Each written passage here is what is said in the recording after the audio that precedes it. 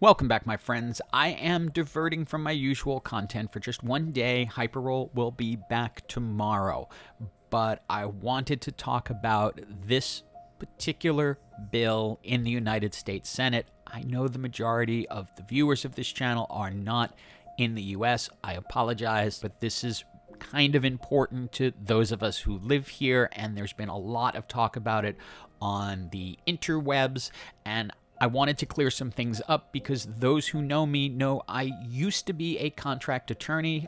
I'm not anymore. I gave up that job. It was really boring, but I know how to read these things. I know what wiggle words are, and I know when things are not exactly what they seem. I've seen a lot of videos about this bill, and they're not really all very accurate. There's a lot of fear-mongering going on about what's in here, and while some of it is valid, some of it isn't, and it's best that you know what's really in here before you decide whether you love it or hate it. But I want to start just with the name of the bill, which kind of blows my mind. The Restricting the Emergence of Security Threats That Risk Information and Communications Technology Act, or the Restrict Act.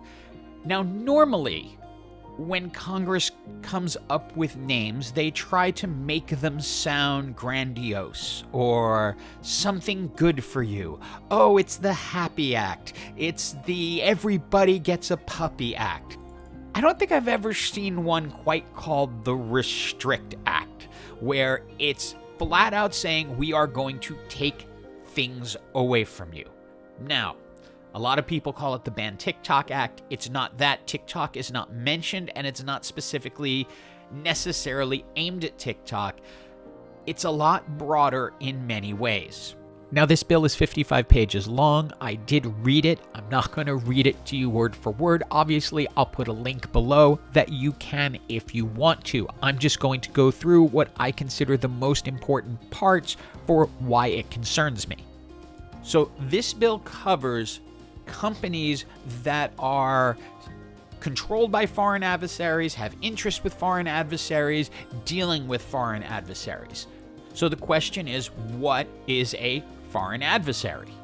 And I have to jump down here to get to this, and then this is where sort of the lawyer thing comes in, because this is really wiggly.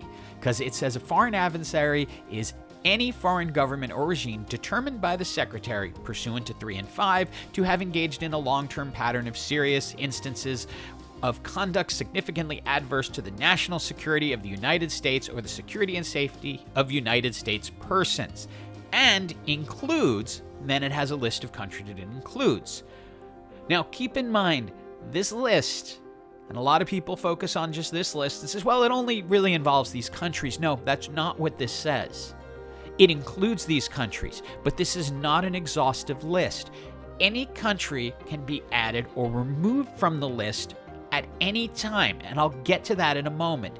If it says only included, then that would restrict it to these, but it's includes.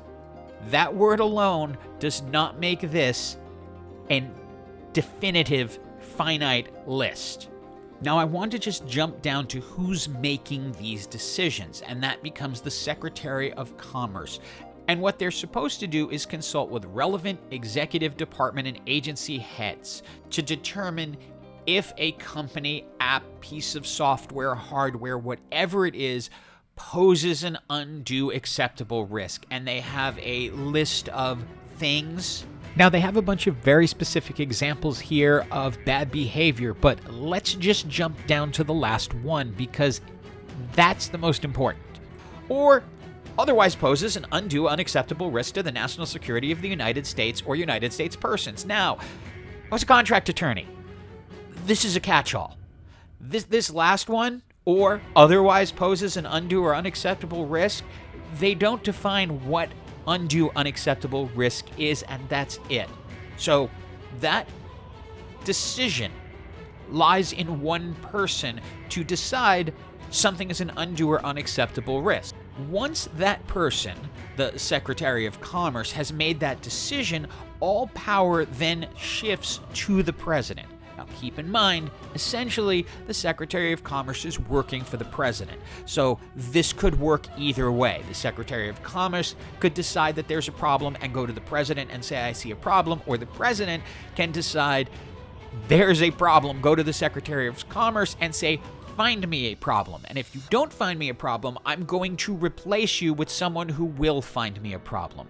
And I don't care which political party you are from, that is frightening. That the one person in charge can decide what companies stay and go and what they can do and not do. And again, this is only foreign companies. It does not apply to companies within the country. They can still do all of these things without fear of getting shut down. Now, Section 6 is where I see the biggest problem here, and this is essentially where they decide how a foreign adversary is chosen. So remember, we had that list up above that showed the 6 or 7 countries that are currently on the list, but it just said includes. Well, at any time, the Secretary of Commerce can add someone or remove them from that list. And this is all it takes. The Secretary may, in consultation with the Director of National Intelligence, designate any foreign government or regime as a foreign adversary if the Secretary finds that the foreign government or regime is engaged in a long-term pattern of serious instances of conduct significantly adverse to the national security of the United States or security and safety of United States persons. There's nothing definitive on that. That is just a if they so find. They could so find Canada falls into that category. There's nothing in here in this paragraph to stop them from doing that. If I had seen this type of language in a contract when I was practicing, I would have X'd it out, rewritten it, or put in a note saying, need specific concrete examples. It's too broad. Now, some people will point out that there are protections. There is a counterbalance to this, so let's talk about it. Now, there is a way for Congress to get a country removed from the list after the Secretary has decided that a new country needs to be added to the list of foreign adversaries, but it requires a joint resolution of disapproval of designation. That means both parts of Congress, House and Senate, have to agree and pass a resolution stating we want this country off the list. So if any particular political party has control of the White House and at least 40 senators, they can stop this resolution from passing. Thus, they can keep whatever country they choose on that list. Any country. There is no limit.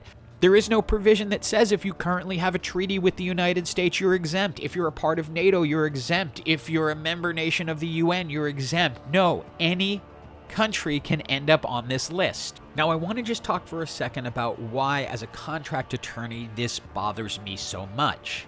If the president has a dispute with another country, has some issue unrelated to technology with that country that they want resolved in their favor, they can use this act to coerce that country through economic means. So they could essentially designate a country a foreign adversary. And if they have enough people in Congress to keep from getting that joint resolution passed, that country's companies will be forced to not do business with the United States, which could cripple a country's economy. This is not the type of tool that you want in a very small number of hands, which is what this allows for.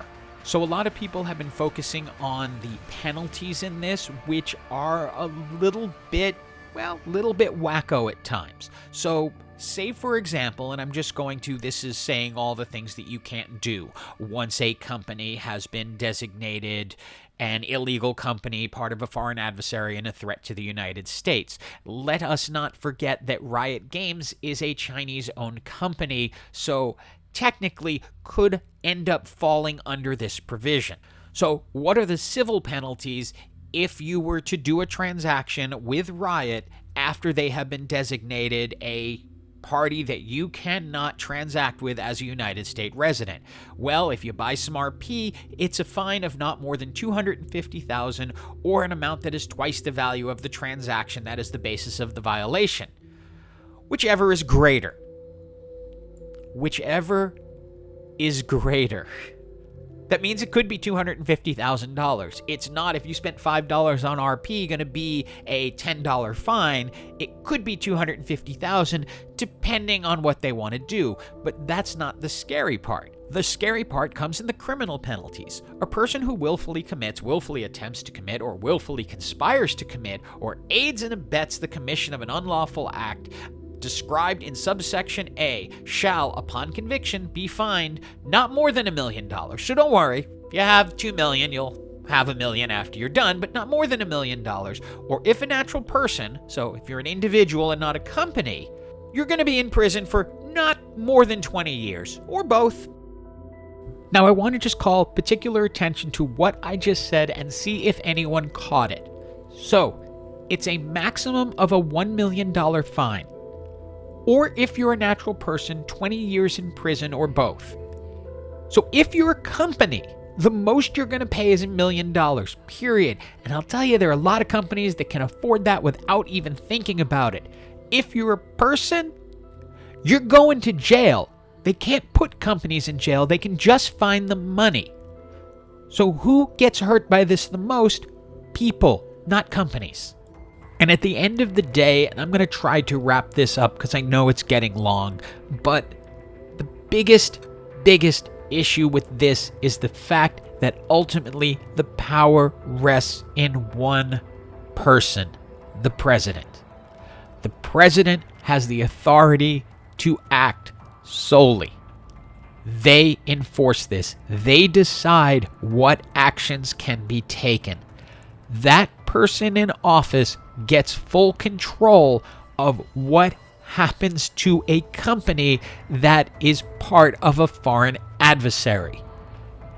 And if you don't know too much about the campaign finance laws in the United States, just know that there are a million ways for companies inside and outside the country to get money to a politician. This bill is a potential disaster. It just is. It's poorly worded. It's poorly drawn. It's attempting to solve a problem that exists in terms of data security, but this isn't the way to do it. We need a targeted solution that applies to all companies, all of them, US-based, non-US based, etc. And should we have rules in place that stops a foreign adversary who's actually trying to do harm from sending some app in that's going to do damage? Of course. Those are cybersecurity laws that kind of already exist, and maybe we need to revisit them, but not this way. I'm going to put a link in the description to the actual bill. You can read it yourself. Also, if you're in the United States, to a way to contact your representative and express your opinion on it. If you love it, tell them you love it. If you don't, tell them why you don't. I hope this helped everyone understand it. Sorry for the break in hyperroll content, and as always, I hope you have an absolutely awesome day.